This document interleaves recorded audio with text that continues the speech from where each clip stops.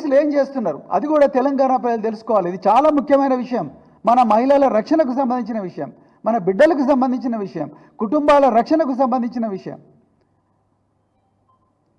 మహిళలు ఏం చేస్తున్నారు? ఇప్పుడు పోలీసు వాళ్ళు ఏం చేస్తున్నారు? పోలీసు వాళ్ళు బీఆర్ఎస్ పార్టీ నాయకుల మీద కేసులు పెట్టడంలో బిజీగా ఉన్నారు. ఒకటే రోజు 16 కేసులు పెట్టిండ్రు, అక్రమ కేసులు. కాంగ్రెస్ ఈ రాష్ట్రానికి పట్టిన చీడ అంటే కేసు, రేవంత్ రెడ్డి డౌన్ అంటే కేసు, కేసీఆర్ జిందాబాద్ అంటే కేసు, కేటీఆర్ జిందాబాద్ అంటే కేసు, రైతులకు రుణమాఫీ రాలేదంటే కేసు, మహిళలకు పావుల వడ్డీ రుణాలు రాలేదంటే కేసు, మహిళలకు 2500 రూపాయల డబ్బులు ఇస్తా అంటే ఎక్కడ పోయిందంటే కేసు, కళ్యాణ లక్ష్మిలో తులం బంగారం ఎక్కడ పోయిందంటే కేసు, స్కూటీలు ఇవ్వలేదంటే కేసు, ప్రతి దానికి కూడా కేసు. రైతులు కన్నీళ్లతో ఏడుస్తూ ఉంటే ఆ వీడియో తీసి పెడితే కేసు. ఇన్ని కేసులు పెట్టి ఇవాళ పొద్దున మేము తెలంగాణ వాళ్ళు ఎంటర్ కాగానే పోలీసులు ఉన్నారు, మఫ్టీ పోలీసులు. అసలు పోలీసులు చేయాల్సింది ఏంది?